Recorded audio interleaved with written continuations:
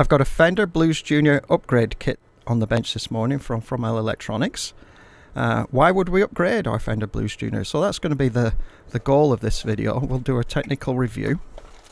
The kit has three parts to it. One is a switchcraft jack upgrade. We're not going to cover that today, but we'll cover the more technical stuff of why we would replace these capacitors in the DC power supply, these filter caps, and how it'll increase the lifetime of your amplifier. And then the other part two, will be the tone stack. You can see in here there's some resistors and there's some capacitors in the bag, and smaller ones, not the big FMT ones, smaller ones. And these are the tone stack upgrade. And so we're going to replace the tone stack. We're going to compare the old tone stack to the new tone stack so we understand the difference of the two tone stacks, so we can fairly justify why we would want to do this upgrade. So now let's get the Fender Blues Junior up on the bench and start to measure some power supply voltages. I have the amplifier on the bench and I have the test set up here. First warning, these amplifiers can kill you, so if you're not experienced or you're not a technician or an engineer with experience in tube amplifiers, please don't do these mods. The DC voltage is about 333 volts, and so that will kill you if you touch the wrong thing. You have to take a load of precautions in order to make sure it's a safe working environment. So now, with the warning over, we're going to power the amplifier on and we're going to measure the voltage across B plus here. First of all, quick trivia, why is it called B plus? The B stands for battery, and I think in days of yore, the power supply was a battery, and the plus indicated the plus terminal of the battery. And we just keep the B plus name until this day. So we've got it connected across B plus, and so this is going to be the highest voltage. And then we have these other caps here. These are labeled X, Y, and Z, and they are across the power supply. And these resistors here, they're drop-in resistors. And so once you get to across this cap, the X, it's about 200 and something, 230 volts. And that is for the preamp section. And the voltage just increases the further along you go in the amplification chain of the amplifier. So X, Y, and Z, X and Y will be feeding the phase inverter circuit, and then ultimately the power tube circuit. What we're going to do now is actually switch the amplifier on and measure the voltage across this B plus capacitor. And so let's switch it on. It says 130 millivolts right now, so it's going to change to volts pretty quickly. So keep an eye on this here. So we switch it on, and immediately it jumps up to 301 volts. 351 volts. And now it's starting to decrease. And why it's decreasing is because when these tubes are first powered on, they are not warmed up and they don't draw as much current. And when you have less current, you have more voltage. And that is the problem. And so as you saw the voltage decrease here, and now we're settled at 329, this means the amplifier now is in its regular working state.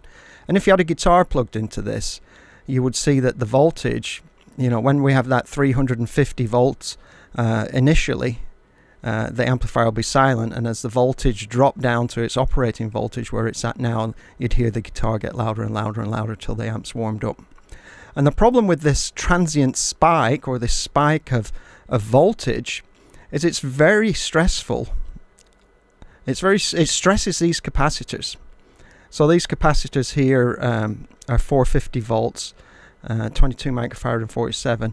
And if you exceed that voltage or get close to that voltage, these capacitors will fail over time. So it's very important to be able to have good quality capacitors here to increase the amplifier's life. The FMT brand is renowned for higher quality. The amplifier ships with Illinois capacitor caps, and they are in the amplifier community regarded as lower quality capacitors than the FMTs. So the FMT caps will increase the life. Another way to increase the life of the amplifier and these capacitors is to also replace the standby, add a standby switch. And what the standby switch would do is you put it into standby. It heats up all these tubes here, and once everything is ready and you're at a stable state within the amplifier, you switch the amplifier on, and then the voltage is applied across these capacitors, and you don't have the transient. And one last thought on the transients. This is now down to 400 millivolts, so it's safe to touch the amplifier. But if this Keithley voltmeter or multimeter actually doesn't measure transients that quickly. It's got quite a slow response. So initially, when I switched the switch on and we went to 350 immediately, and then went down to 330, I can bet that it exceeded 400 volts or 450 volts in the initial couple of milliseconds that the amplifier was switched on. So replacing these is going to be a good thing and increase the life of the amp.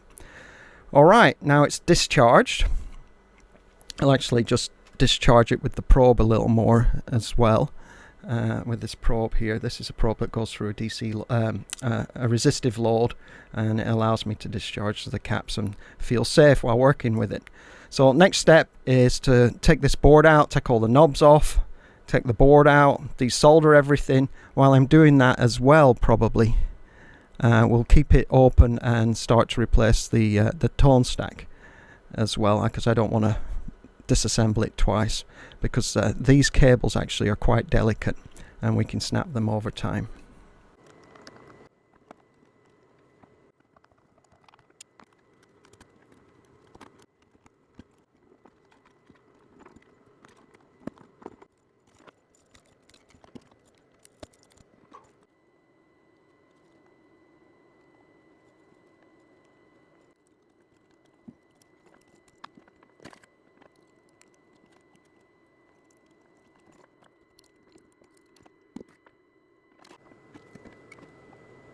With all the caps soldered in now, I'm going to do a continuity check. Put that on there. Test it there. 0, great. 0, the great. 0 there. So the reason why I'm doing this is because these boards are relatively cheaply manufactured, and you can lift pads really easy, especially when you use a solder sucker. And oh yeah, switch that. Put that over to here.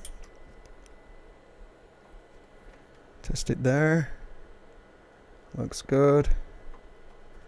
And then for this one we have to touch on here.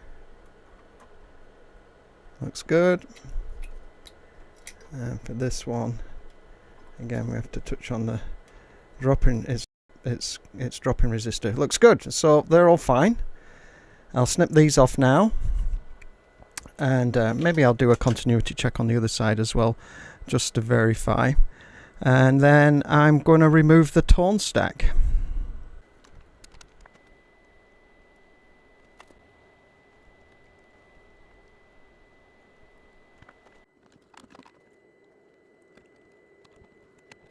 I've taken the power amp tubes out, so I'm not going to be blasted by a loud volume. So if I just put the probe here, you can see there's a small signal, but that's on purpose. And then if I go here, which is the start of the tone stack, it's got to get in without getting electrocuted. Oh, there you go. That's perfect. So that's the start of the tone stack, and that signal looks pretty neat. And so I think this thing is working. I think the next thing to do is to talk about the tone stack and compare the old tone stack to the new tone stack. And we're going to use a tone stack piece of software that's readily available to download on the internet. And let's go through what we've actually done to this amplifier and how we've changed its tone.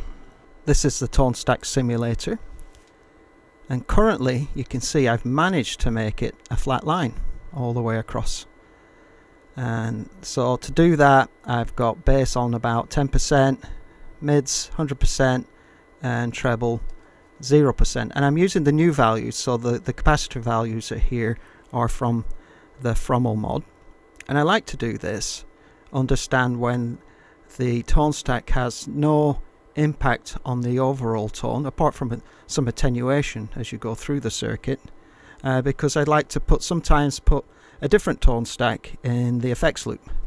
So I make these tone stacks here. That's a Vox with Vox style knobs. This is a Marshall with Marshall style knobs.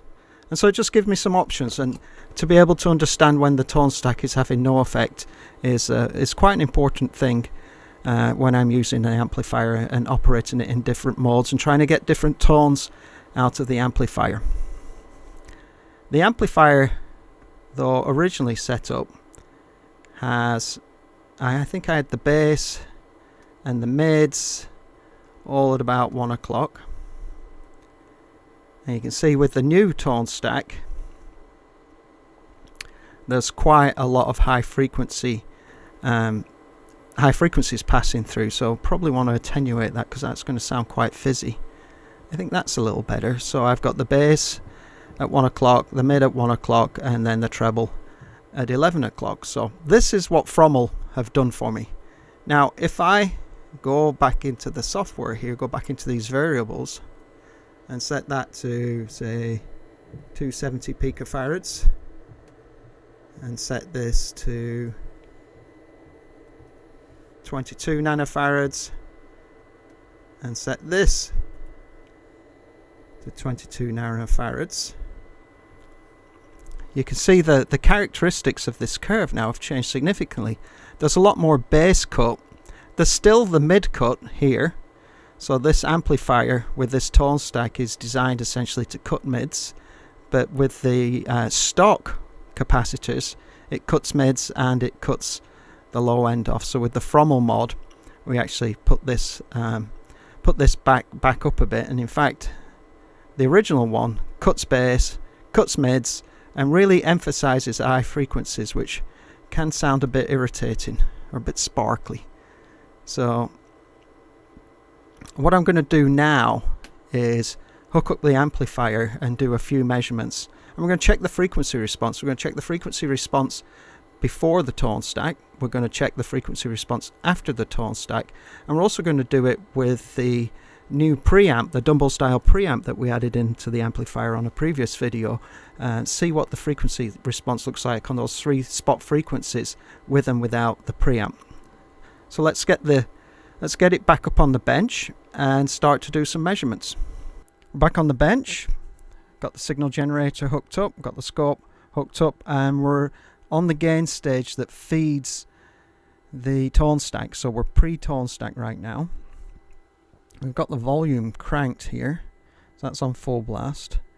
Let's just take it down a little bit, say 25%, and then if I increase the frequency, you see the amplitude increases, and that's because there's a capacitor that goes around the side of the potentiometer. So if I crank it now, we'll see the frequency go down. Now why is all that happening? Well, when the volume's on low, there's this bypass capacitor that passes higher frequencies when there's a low volume, and when it's turned all the way up at 100%, that capacitor has no effect. And the idea is, and when you're on lower volumes, it just gives a signal, or it gives the guitar a more brighter sound. And when we see this decrease in frequency, this is the natural frequency response of the amplifier and the capacitors that we have in line. Okay, now let's go back down to 100 Hertz, and a bit of roll off as we expected with what we saw. A bit of roll off, I should say. So this is roll off caused by the caps in line in the amplifier. So we've got a couple of 22 nanofarads, I think, decoupling caps as we go through, or coupling caps as we go through the amplifier each gain stage. Right, so now we know the performance. Oh, wait, let's turn on the gain. So this is the preamp that we added, the Dumble style preamp, which is just there. And now if we also increase the frequency, go higher in frequency, There's some roll off, but it's not as much. And then if we go down to 100 Hertz, yeah, it actually, there is no roll off at all. So the circuit and the way the circuit's configured with its capacitors, it looks like it emphasizes the bass more, and then as we get up to the mids,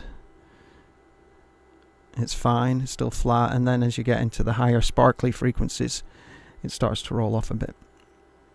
So that's with that plugged in, that switched in. So again, let's go back down to say 300 Hertz and then remove the preamp, and then you can see there's a definite change in amplitude. Right, now let's measure after the tone stack. We're now at the other side of the tone stack, and so this is the output of the tone stack, and currently I've got a 1 kilohertz sine wave going in. Let's check the volume here. Okay, that's mostly high, so that capacitor shouldn't have any effect. And I've set the tone stack so it should be a flat response, so why don't we try that out now. So 1 kilohertz, 2 kilohertz, yeah, that's pretty flat. Goes up to 7 kilohertz, and now let's get down to 300. Yeah, super flat. So that's good, that's interesting. So let's put in this preamp. So we pull this out, signal increases, have it like that, and then let's increase frequency.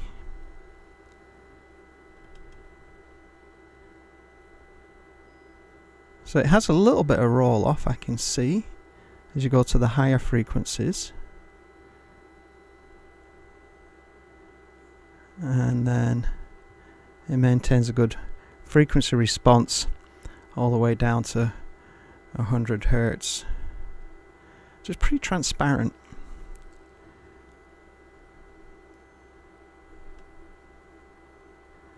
So now let's set the tone stack to what we had it on. So there should be a mid cut. So let's do that now. Right, I've set up the tone stack. So everything is at 1 o'clock apart from the treble, which is at 11 o'clock. And I'm currently at 3 kilohertz. If I go up to 4 kilohertz, it's pretty flat. But as I go down towards 1 kilohertz, there's our dip, there's our mid dip. And then we go down to 700 hertz, 600, and then it starts to go back up again. So that does follow the plot in the simulation software. Let's turn the preamp on. Lovely and square, tons of distortion there. So I'm going back up in frequency. And you can see there's a high frequency component there at the bottom of the screen. That'll create some sizzle. And it increases in amplitude as we go higher in frequency. So it definitely emphasizes, with the tone stack in this position, we're seeing a little more. I think it's about the same. I think that double style preamp that we've got is reasonably transparent. Okay, I think we've done enough now of analyzing these signals and playing around with it with electronic test equipment. I think it's time to plug the guitar in and see what it sounds like.